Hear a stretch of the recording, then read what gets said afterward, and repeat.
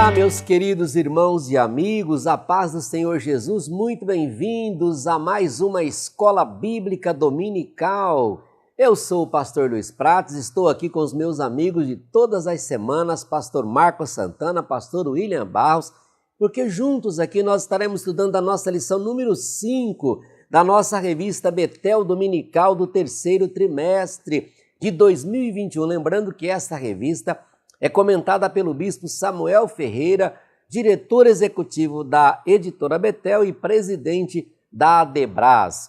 Quero também lembrar a você que tem a nossa revista que se você colocar aqui o seu celular, há um QR Code aqui. Você terá acesso ao nosso vídeo Foco na Lição, que vai ao ar toda segunda-feira. Você pode ter acesso, mas você com a revista você já vai, no momento, né? Você com a revista já vai conseguir ver todos os vídeos, já para tendo uma ideia de todo o conteúdo da revista, você já vai se preparando para esse momento, porque esse é o grande momento esperado, onde nós temos aqui a oportunidade de comentar a aula completa. Então eu quero te dar as boas-vindas, agradecê-lo por estar aqui nos acompanhando, se inscrever em nosso canal, curtir, compartilhar, comentar. Muitíssimo obrigado. Muitíssimo obrigado a cada um de vocês. Você não é inscrito ainda? Se inscreva, dá uma paradinha agora no vídeo, clica lá no botão inscrever-se e também você aciona o sininho para que você possa ser notificado pelo próprio YouTube sempre que um novo vídeo for ao ar, ok? Então, a nossa lição de hoje tem como título Fidelidade, um estilo de vida. O texto áureo desta lição está no Salmo 31, verso 23, que diz: Amai ao Senhor, vós todos os que sois seus santos, porque o Senhor guarda os fiéis e retribui com abundância aos soberbos. A nossa verdade aplicada é esta: ser fiel a Deus não nos isenta das provações, mas nos permite crescer na fé e no conhecimento do Senhor, testemunhando a sua provisão. Nossos objetivos são esses: ensinar a necessidade de tornar uma firme decisão, enfatizar a importância de termos uma postura corajosa diante das provações e mostrar que nossas fornalhas evidenciam nossa fé e revelam o poder de Deus. Esses objetivos, nós vamos trabalhar eles agora, pastor Marcos e pastor William, estão trabalhando exatamente, respondendo a esses objetivos. É muito importante a você, professor, considerar isto. A aula precisa atender os objetivos da lição, ok? E o texto bíblico de referência utilizado pelo comentarista, livro do profeta Daniel, capítulo 3, versículos 14, 16, 17 e 18. Pastor Marcos Santana estará fazendo uma oração e logo na sequência ele estará entrando já no ponto 1 da nossa revista, Uma Firme Decisão. Meus amigos, Deus abençoe mais uma vez, muito obrigado, viu? A paz do Senhor Jesus. Vamos então ao momento de oração. A paz do Senhor, pastor Prates, pastor William Barros, todos os irmãos que estão conosco, convido agora a todos para estarmos em oração.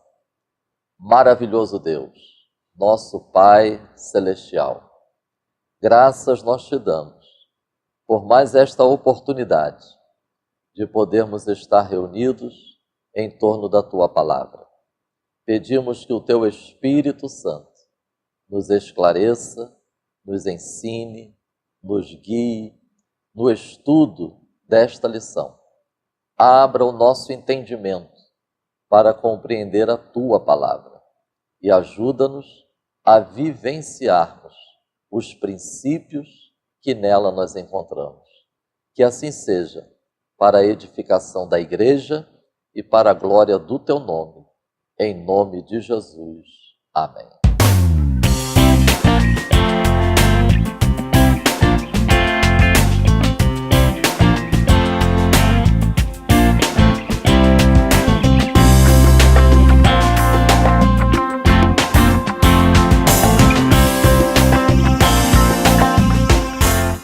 Irmãos, conectando a lição de hoje com o tema do trimestre, e eu sugiro que estejamos sempre fazendo isto em cada lição, podemos dizer que no enfrentamento das batalhas, das adversidades, das aflições da vida, como está no tema do trimestre, é possível e necessário, como vimos na lição 1, crescimento e aperfeiçoamento.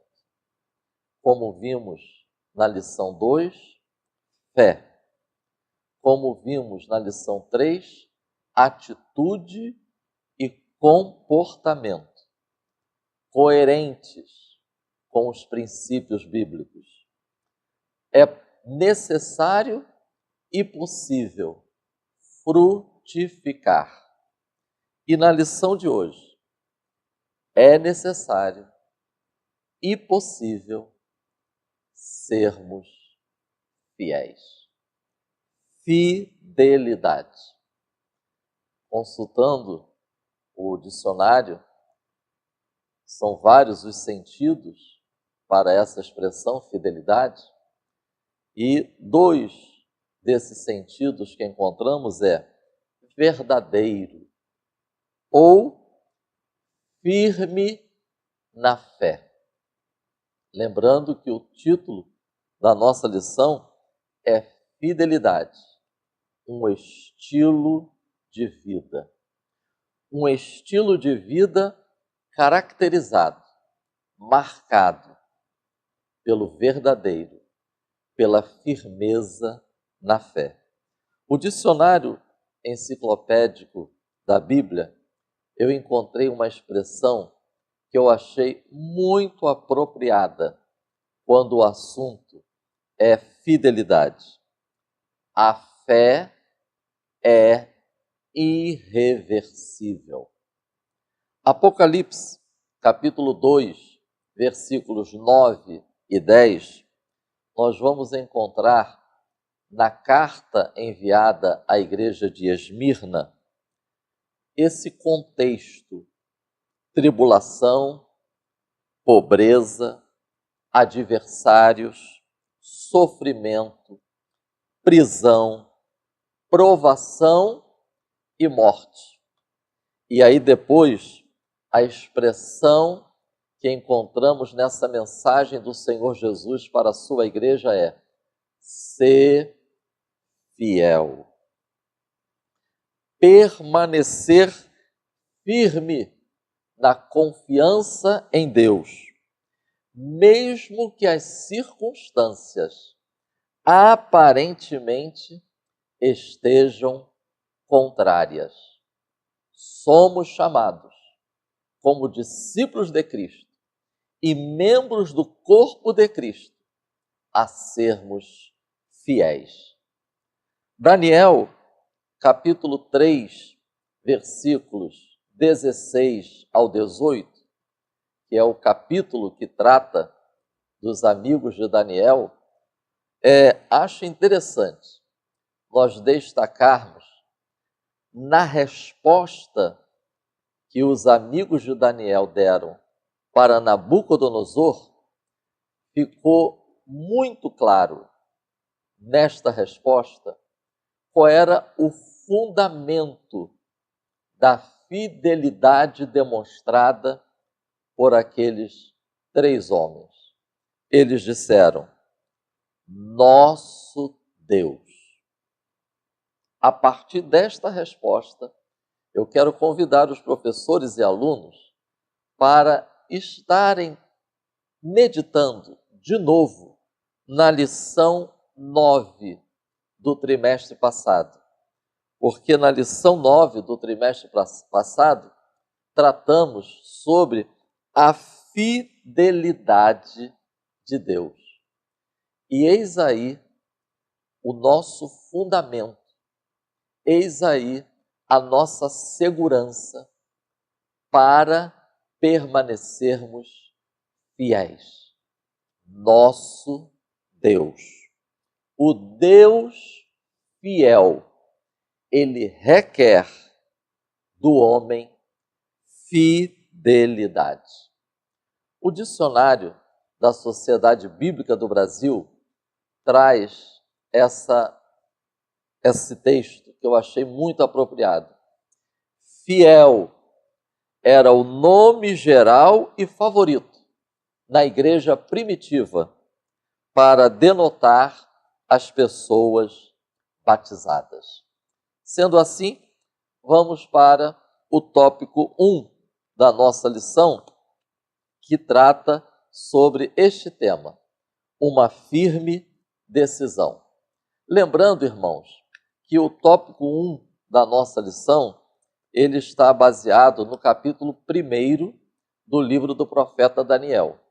Ou seja, ainda não está tratando, propriamente dito, dos amigos de Daniel na fornalha de fogo, mas está tratando sobre a chegada deles até Babilônia. Resumindo os subtópicos do tópico 1, eu quero propor estas seguintes ideias. Tópico 1.1, um chamado para ser diferente. Tópico 1.2, pressionados pelo mundanismo. E o tópico 1.3, responsabilidade pessoal. Uma sugestão que eu deixo também para os irmãos: não deixem de verificar o vídeo da aula que está aí no canal da Betel, de 13 de setembro de 2020, quando o título da lição foi Enfrentando as Fornalhas da Vida. Os irmãos poderão ter uma noção interessante do contexto histórico e espiritual quando estudamos esta lição em setembro do ano passado. Como estamos no capítulo 1 de Daniel, quero convidar os irmãos para analisarmos os 3 itens desse tópico 1, já mencionados anteriormente, à luz de alguns aspectos do contexto que nós podemos dizer que faz parte de Daniel, capítulo 3. Segundo o livro dos Reis, capítulo 24, versículo 14, menciona a deportação promovida por Nabucodonosor quando invade Jerusalém. E aí deporta para a Babilônia. E esse versículo menciona 10.000 pessoas. Então, nós vamos encontrar que Daniel e os seus 3 amigos foram para a Babilônia junto com uma multidão. Segundo item interessante, eram descendentes da alta nobreza de Judá.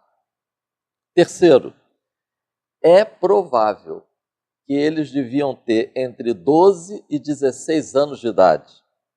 Outro detalhe, o texto bíblico vai enfatizar isso. O Senhor entregou. Então foi Deus quem permitiu que o seu povo estivesse sendo conduzido ao cativeiro. Na verdade, nós aprendemos que Deus estava disciplinando o seu povo por intermédio da invasão de Jerusalém e o povo ser levado para o cativeiro. Eles foram transportados para a Babilônia como cativos.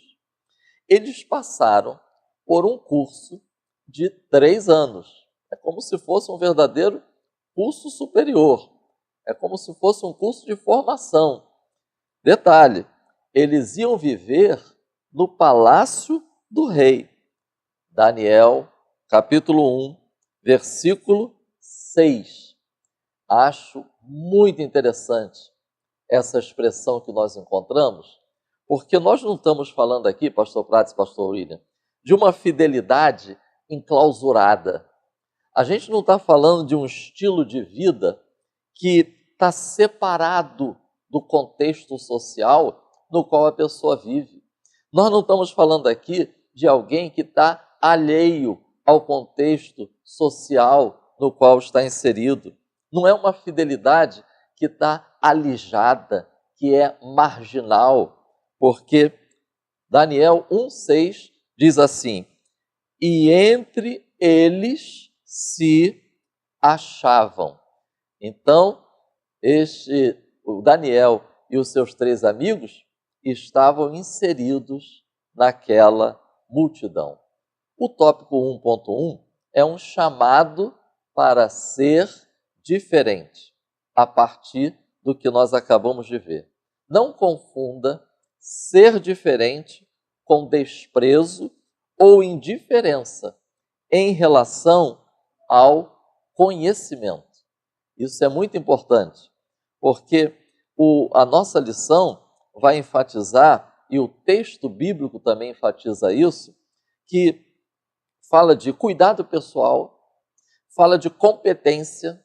Eram jovens que tinham capacidades, habilidades, tato para lidar com a corte e eram pessoas de confiança.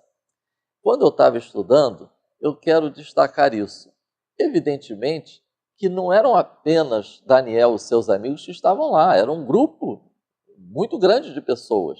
É possível que alguém diga assim: mas outros poderiam também possuir tais qualidades. E é possível, com certeza. Não são apenas pessoas comprometidas com Deus que têm cuidado pessoal, competência e são pessoas de confiança. Então a pergunta é: onde está a diferença? A fé em Deus é que faz a diferença. A aliança que eles tinham com Deus, o comprometimento com a vontade de Deus interferia em todas as áreas da vida daqueles jovens. O texto 1.1 vai destacar isso. Nos dias de hoje não é diferente. Espiritualmente falando, a vida cristã nos permite adquirir conhecimento e sabedoria para um estilo de vida saudável através da leitura e prática da palavra de Deus. O tópico 1.2, como dito anteriormente, podemos dizer que foca essa pressão que os servos de Deus sofrem para que se rendam ao mundanismo. Quero destacar esse texto do tópico 1.2. A mudança de nome era uma tentativa de integrar os jovens cativos à religião pagã de seu novo ambiente social. Ou seja, tentativas de envolvê-los na cultura pagã.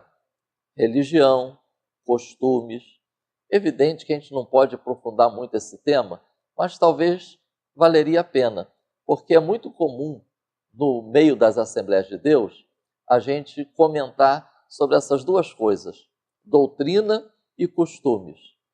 E, infelizmente, às vezes, talvez por excesso de zelo, a gente acaba falando de doutrina e dizendo que o costume não é doutrina, é outra coisa. Mas lembremos-nos de um detalhe importante. Os bons costumes acompanham a doutrina sã, bíblica, na Igreja do Senhor Jesus. Não desprezemos por completo a questão dos costumes. Existem hoje, como no passado, tentativas de descaracterizar os servos de Deus, os discípulos de Cristo, fazendo-os mudar em relação àquilo que constitui a qualidade distintiva dos servos de Deus, como naquela época. Eles estavam passando ali por uma verdadeira imersão na cultura caldaica. Tratava-se de literatura politeísta. Eles estavam estudando sobre magia, feitiçaria, encantamentos, astrologia, matemática, fórmulas e etc. Ou seja, eram jovens que passaram a compreender os pressupostos culturais dos que os cercavam. Assim também hoje, precisamos buscar compreender o contexto religioso e cultural de nosso século, para melhor comunicar a mensagem do Evangelho. Deixo para a meditação dos irmãos 1 de João, capítulo 2, versículos 15 a 17. João, capítulo 17, versículos 14 e 16. Efésios, capítulo 4, versículo 17. Contextualizados, sim, mas não contaminados. E o tópico 1.3, quero destacar essa expressão, responsabilidade pessoal. O texto diz, no entanto, a firme decisão de Daniel e seus companheiros em não se contaminar com as iguarias do rei nos ensina que não devemos abrir mão dos princípios estabelecidos na palavra de Deus. Eis aí, meus irmãos, um exemplo da relevância de possuir um sólido e bem estruturado sistema de crenças e valores. E é o que nós encontramos nessa experiência de Daniel e os seus amigos. A fé, a aliança com Deus, comprometimento com a vontade de Deus. Itens que nós falamos no tópico 1.1. Isso interfere. Agora, atenção, interfere em todas as áreas da nossa vida. Mas atenção, tem consequências. E essas consequências são variadas. Inveja, perseguição, ameaça, livramentos, morte, vitória. É muito importante que nós encontramos na palavra de Deus expressões que indicam a parte humana no viver cristão de fidelidade. Textos que nos ajudam a destacarmos a parte humana. 1 de João, capítulo 2, versículo 6. Se estou nele, ou seja, em Cristo, devo andar como ele andou. Gálatas, capítulo 5, versículo 25. Se fomos vivificados, e o discípulo de Cristo foi, pelo Espírito Santo, então andemos em espírito, que nos vivificou. E, encerrando, é possível, irmãos, continuar sendo ovelha, mesmo entre os lobos. É possível viver no mundo sem ser do mundo. É possível sermos irrepreensíveis e sinceros no meio de uma geração corrompida e perversa.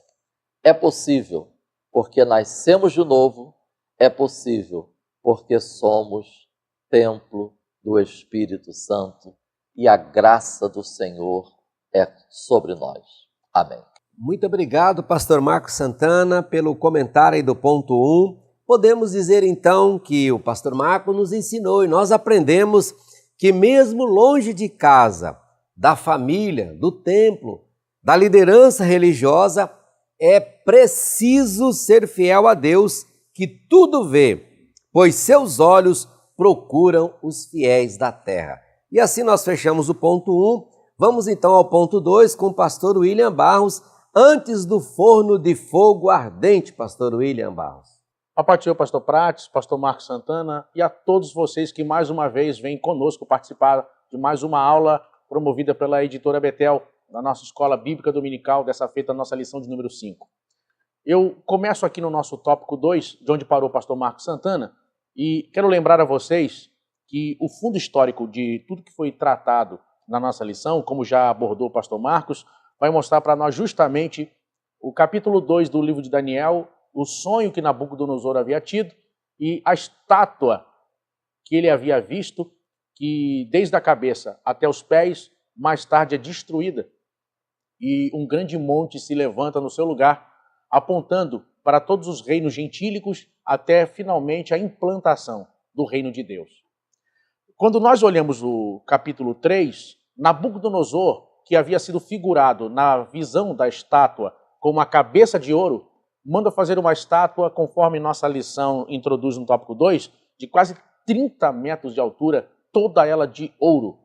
Ou seja, fica nítido o desejo humano de se perpetuar, ou seja, de não passar, de não ser apenas transitório e de buscar assim a sua exaltação plena.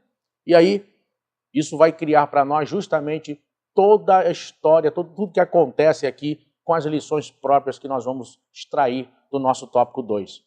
Nós vemos aqui no tópico 2.1 sobre uma acusação.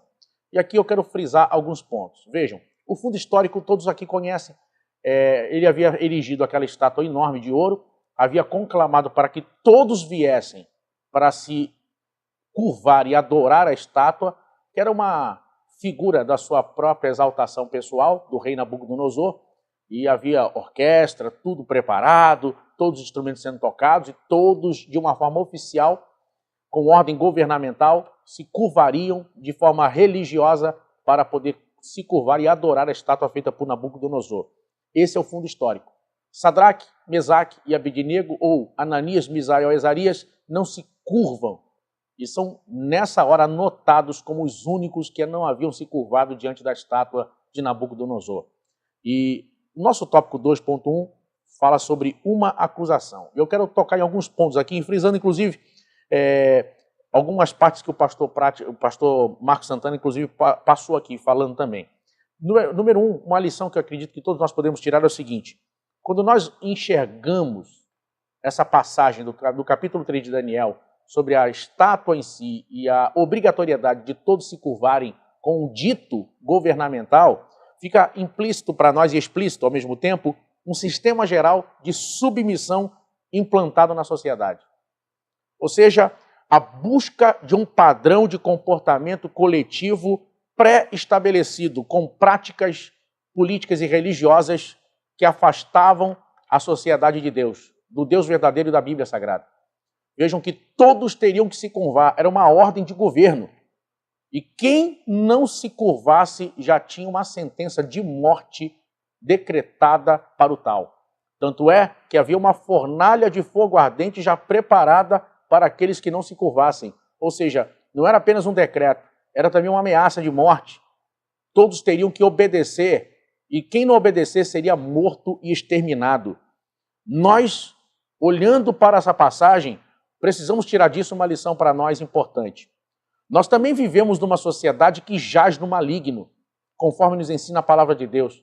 E seus padrões estabelecidos de comportamento também visam nos afastar dos princípios elementares e fundamentais da palavra de Deus.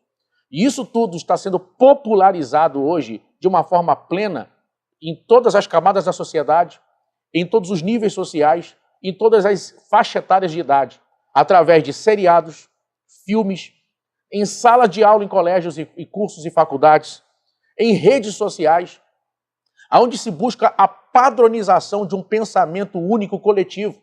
Ou seja, nós já vemos agora a preparação do mundo, por exemplo, para a chegada do anticristo, de uma mentalidade global, única, que se pré-estabelece na sociedade, onde os consensos, e como Paulo vai escrever, a partir dos pseudodoutores, né? Doutores segundo as suas próprias concupiscências. É o que nós estamos vendo agora no mundo.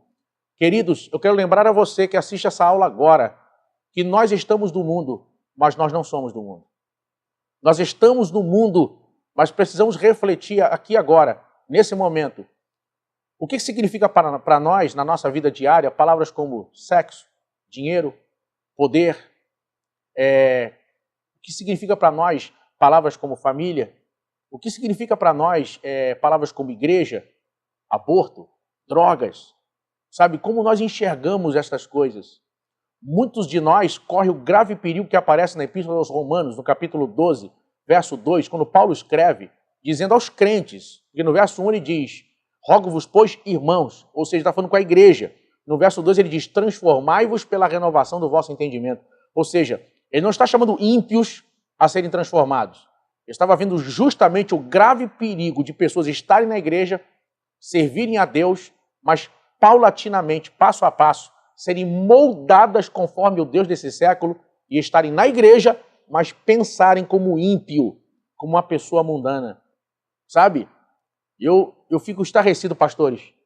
Eu aproveito a aula da escola dominical e aproveito para poder fazer um comentário aqui. Eu fico estarrecido, por exemplo, quando eu vou em aniversários ou festas de casamento, como eu fui recentemente, de filhos de pastores, de filhos de crentes. Chega lá, eu pensei, olha, eu estou numa festa de casamento de crente ou é de ímpio? Chega lá, música do mundo, bebida alcoólica, uísque, vodka, cerveja. Aí as pessoas dizem assim, não, mas é porque tem uns parentes, tem uns amigos que não são crentes. Mas eu nunca vi ninguém que não é crente falar assim, não, vai vir meu parente que é crente, nós vamos fazer aqui culto, nós não vamos xingar palavrão, nós vamos ter hino, louvor a Deus o dia todo. Sabe, irmãos, até onde a gente serve a Deus, mas a nossa mentalidade é de mundano. Está moldada ao Deus desse século. Eu quero convidar você a refletir nisso. Será que já estamos sendo moldados? Pessoas que estão na igreja, mas são a favor do aborto.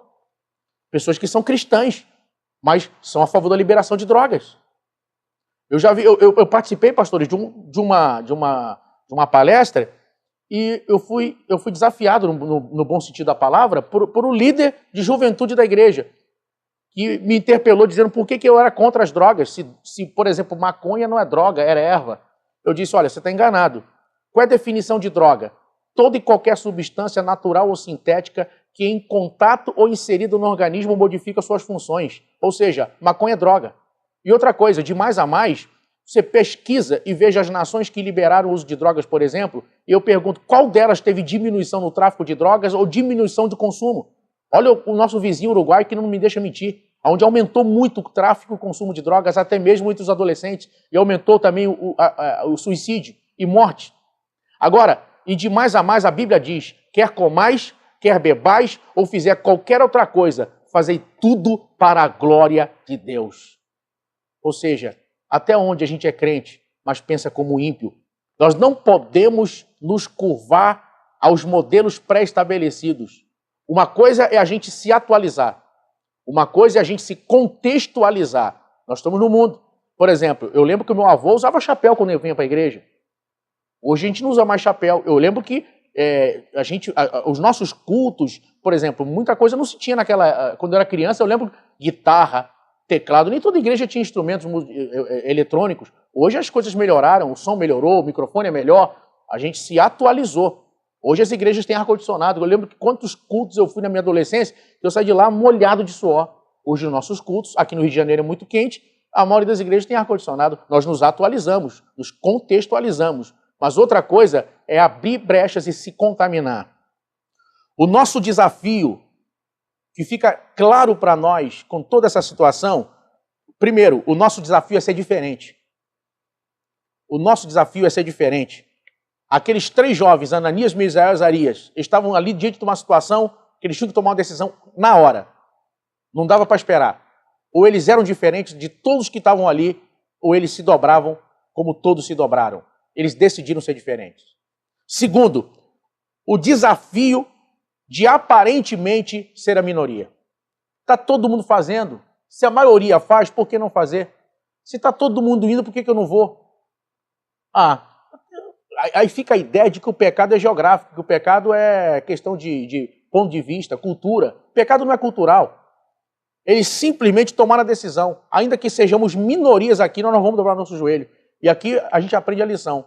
Que 3, no meio de uma multidão daquela, só 3, com Deus, ainda é maioria.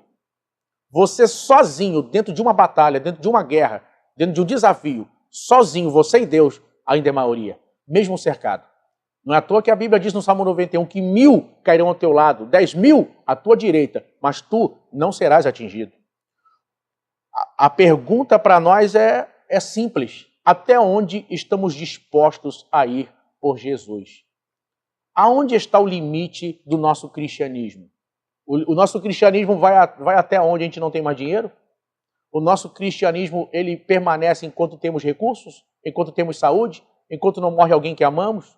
Nosso cristianismo, ele sobrevive aos desertos? Estamos prontos a morrer pelo Evangelho, morrer por Jesus? Estamos prontos a abrir mão? O nosso tópico 2.2 vai mostrar ainda uma outra coisa importante sobre essa situação do capítulo 3 de Daniel. Uma nova tentativa, que é o quê? Quando os 3 jovens são vistos de pé, os únicos que estão de pé, Nabucodonosor oferece a eles o que seria tido como um ato de misericórdia ou uma clemência, a chance de novamente serem tocados os instrumentos e os 3 dessa vez dobrarem os joelhos. E aqui nós vamos ver que por trás dessa nova chance, na verdade, há um ataque do diabo. O diabo acredita que vencerá você pelo cansaço. Ele acredita que vencerá você pela insistência. Ele acredita que hoje é não, amanhã é não, daqui a pouco você se cala e por fim você cede. Ele acredita que pela insistência vai conseguir vencer e dobrar você. E aqui nosso autor vai trazer a lume para nós o exemplo do profeta que foi profetizar contra o altar de Jeroboão. Nós já falamos sobre esse profeta em outra revista, se eu não me engano, há 2 trimestres atrás. A situação daquele profeta é muito simples. Deus mandou ele profetizar contra o altar de Jeroboão e disse para ele que não comesse nem bebesse naquele lugar, que não aceitasse presentes e que não voltasse pelo mesmo caminho que ele foi. O rei lhe convida para comer na sua mesa depois do desfecho todo de tudo que Deus usou aquele profeta para fazer. O rei lhe convida para sentar na mesa, lhe daria um presente, ou seja, ele sairia de lá com dinheiro, com um grande presente. Não seria qualquer presente.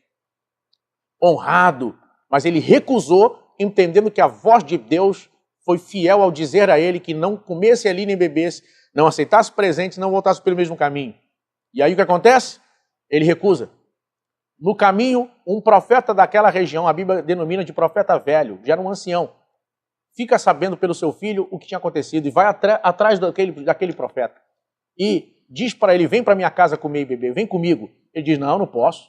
Deus me disse para não comer nem beber aqui, Deus me disse para não voltar pelo mesmo caminho, e Deus me disse para não aceitar presentes.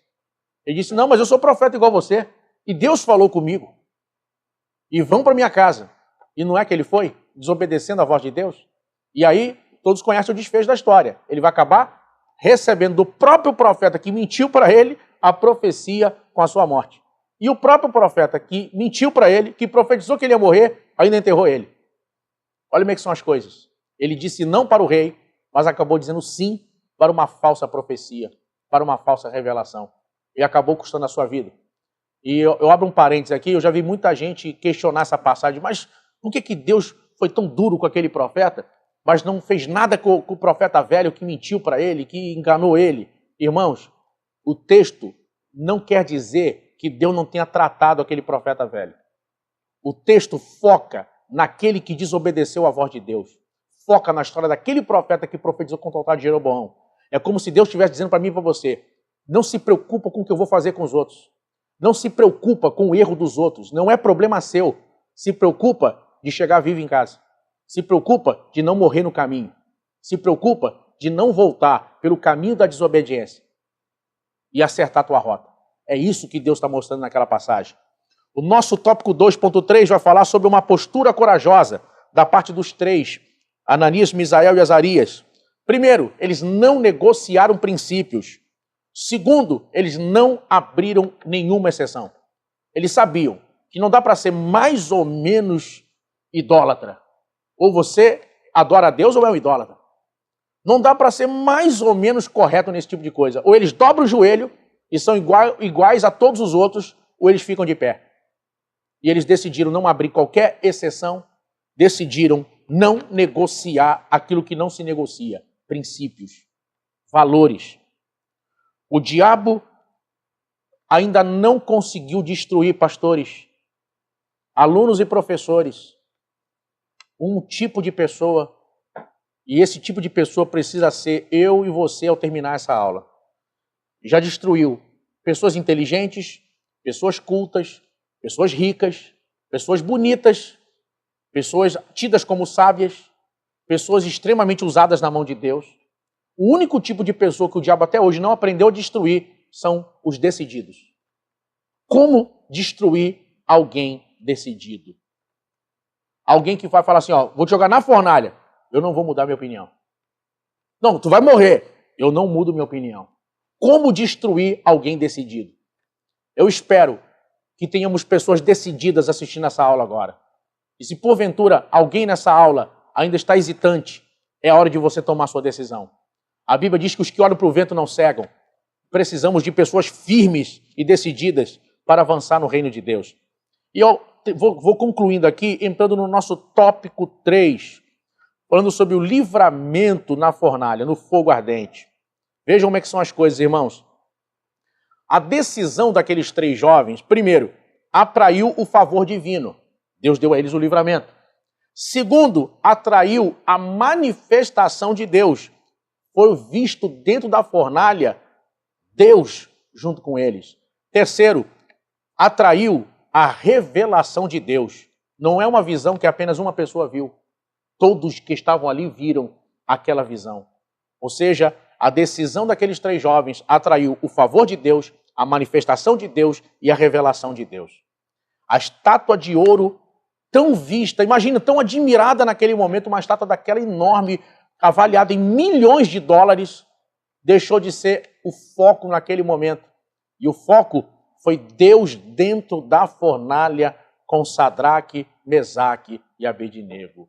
Oh, irmãos, quando alguém decide ser fiel, quando alguém decide perseverar, quando alguém decide servir a Deus, mesmo que isso custe sua própria vida, oh, irmãos, de um jeito ou de outro, porque muitas pessoas morreram, não foram livradas como aconteceu com Ananias, Misael e Azarias, não viram os leões fecharem a boca na cova como aconteceu com Daniel. Muitos dos nossos irmãos morreram e viveram o evangelho até a morte, se tornaram mártires do cristianismo. Mas isso não significa que morreram em derrota. Não, queridos. Quando nós somos fiéis a Deus, o favor divino, a manifestação de Deus e a revelação de Deus estão presentes em situações críticas da nossa vida. Quem sabe agora, neste exato momento, existe alguém assistindo essa aula que precisa da manifestação de Deus, do livramento de Deus, da revelação de Deus. Quem sabe alguém com um filho problemático, quem sabe alguém agora com a cabeça quente, não sabe como é que vai resolver. E Deus está dizendo para você, não entra nesse jeitinho brasileiro, não entra nesse esquema que estão querendo te colocar. Não aceite coisas dúbias, duvidosas. Você não foi chamado para se contaminar. Fica na posição que Deus te chamou. Pastor, mas estou precisando tanto desse dinheiro, vai ser bom para mim. Mas é errado. Não é bênção. Não é um dinheiro honesto. Não está certo isso. Fica na posição que Deus te colocou. O nosso tópico 3.1 vai mostrar para nós que nenhum dano aconteceu. Ou seja, Deus pode livrar, Deus pode salvar e Deus pode mudar situações. Eu oro que nessa aula, essa palavra seja uma profecia para a sua vida. Que Deus hoje possa livrar você, salvar sua casa, salvar sua família, livrar vocês de situações difíceis e mudar circunstâncias e situações. Porque o Deus de Ananias, Misael e Azarias é o nosso Deus. Que Deus vos abençoe em nome de Jesus. Muito obrigado, pastor William, muito belíssima aí a conclusão do ponto 2. Como vimos então o fechamento aí do ponto 2, a certeza que Sadraque, Mesaque e Abednego tinham do livramento divino era formidável. No entanto, mesmo que o Senhor Deus não os livrasse do forno de fogo ardente, eles já haviam tomado a decisão de serem fiéis. É o que o pastor William acabou de nos ensinar aqui nesse ponto 2, já entrando no ponto 3, que o pastor Marcos agora estará fazendo a conclusão e os seus comentários adicionais aí, pastor Marcos, no ponto 3, o livramento no forno de fogo ardente. Quero resumir o tópico 3 com os seus respectivos subtópicos em 3 expressões: preservação, presença e testemunho. Em relação à preservação, É importante, o pastor William já falou sobre isso aqui. Nem sempre servos de Deus foram livres de morrer queimados. E aí, vale aproveitarmos esta lição para apresentarmos às classes algumas reflexões sobre isto.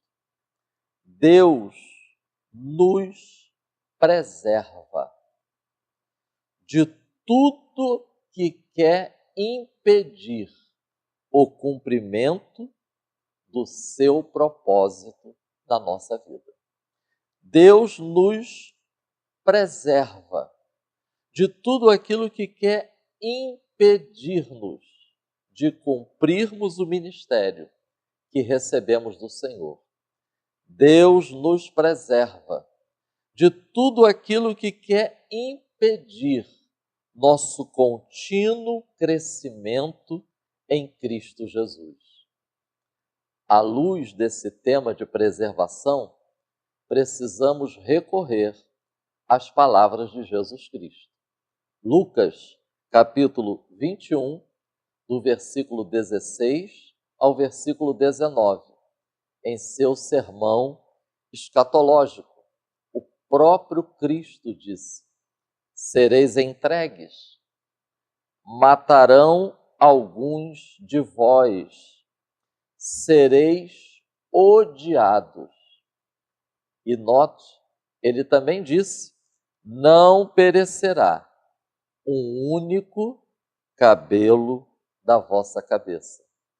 E aí no versículo 19 nós encontramos: é pela perseverança que vocês ganharão a sua alma. Fidelidade a Deus permitirá que experimentemos e testemunhemos o seu poder em nos preservar. Presença.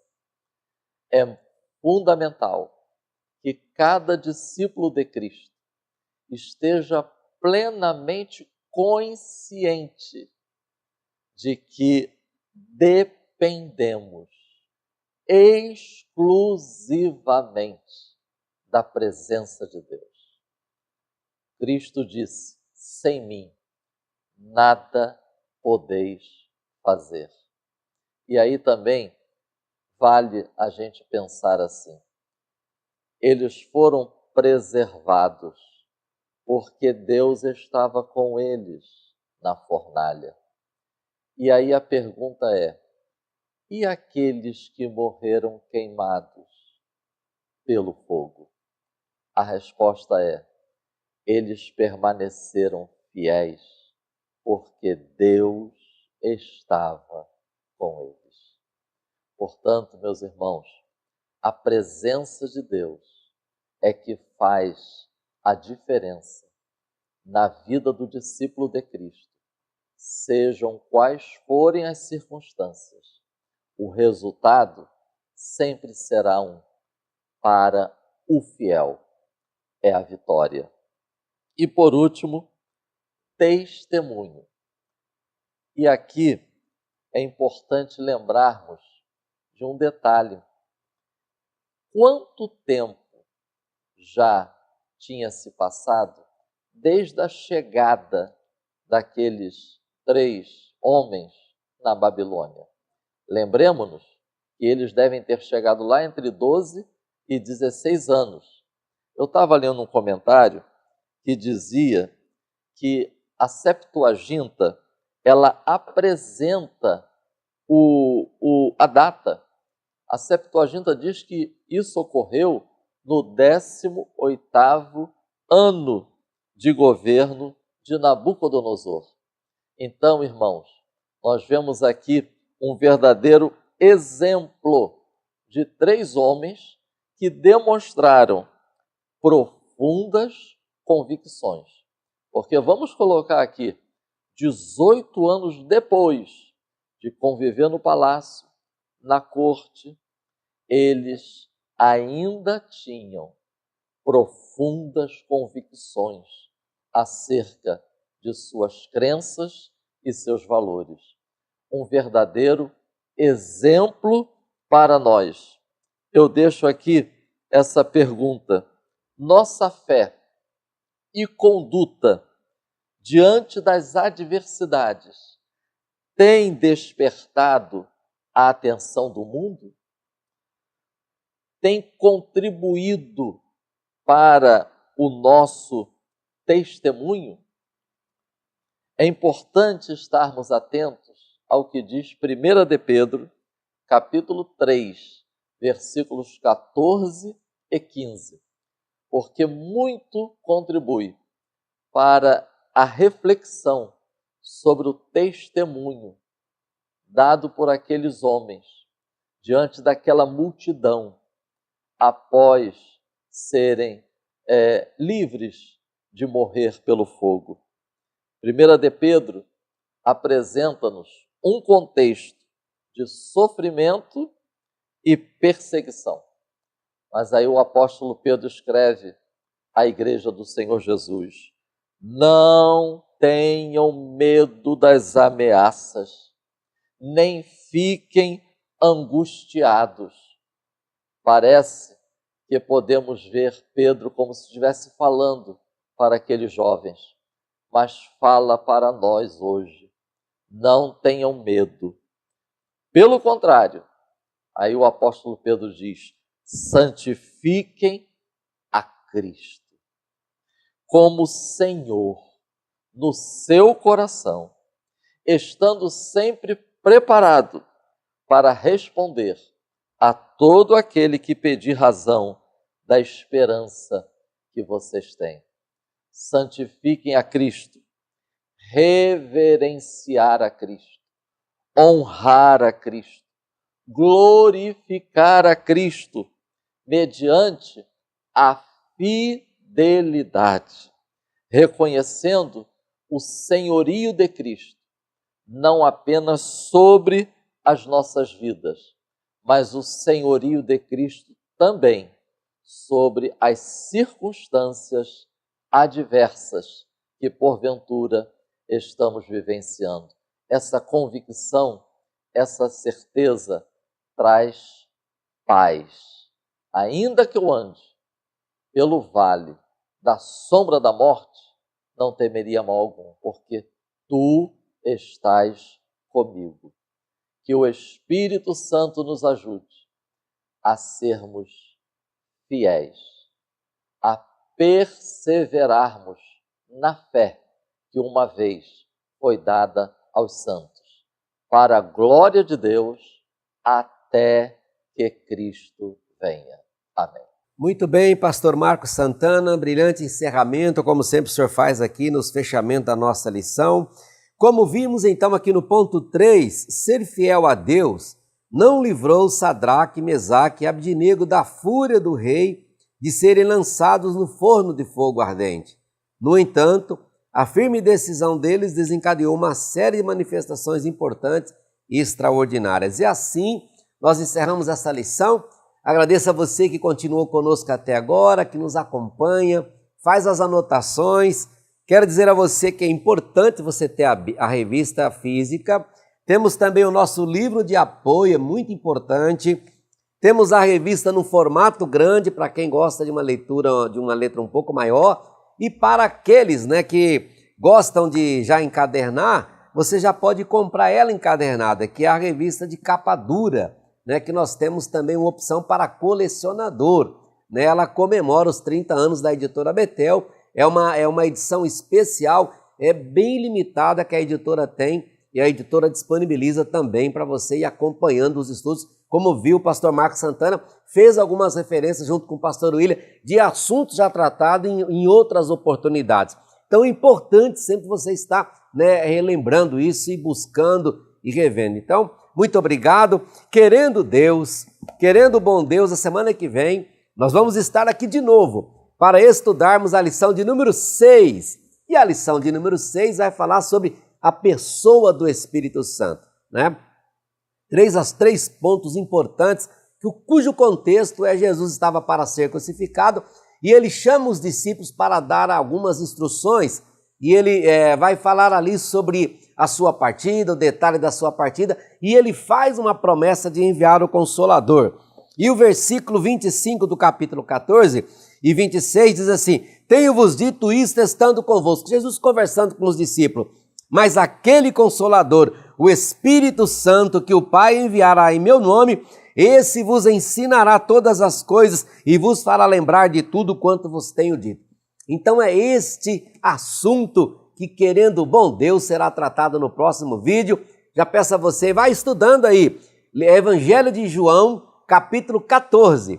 Você vai já está mais ou menos por dentro aí de como vai ser a próxima aula, fazendo também as suas antecipações, você que é professor, já com o plano de aula e também o vídeo Foco na Lição. Deus abençoe a todos. Vamos então a uma palavra de oração com o pastor William Barros. Muito bem, pastor Prates. Olha bem, então um convite muito especial para vocês. Nesta sexta e amanhã sábado, nós estaremos em Lages, Santa Catarina, com o pastor Hildelberto Paixão, ministrando o EBOM. Você da região, você de Santa Catarina, se você puder, venha estar conosco. Serão 2 dias, eu tenho certeza que serão bênção para todos nós. Então, nós temos um encontro marcado. Se você puder, vamos lá. E fale comigo no final do culto, vem falar comigo. Olha, eu estou assistindo as aulas da Betel, participando. Fala com a gente, prestigia a Betel. Se não se inscreveu ainda no canal, reforço o que disse o pastor Prates, se inscreva no canal, ativa o sininho e fique por dentro de toda a programação. Vamos orar? Senhor Jesus, te agradecemos pela aula de hoje, pedimos a tua bênção e que tanto professores como alunos possam ricamente serem abençoados com essa aula, ó Deus, tão edificante. Ó Pai, te louvo e engrandeço por tudo, em nome de Jesus. Amém. Editora Betel, edificando a casa de Deus.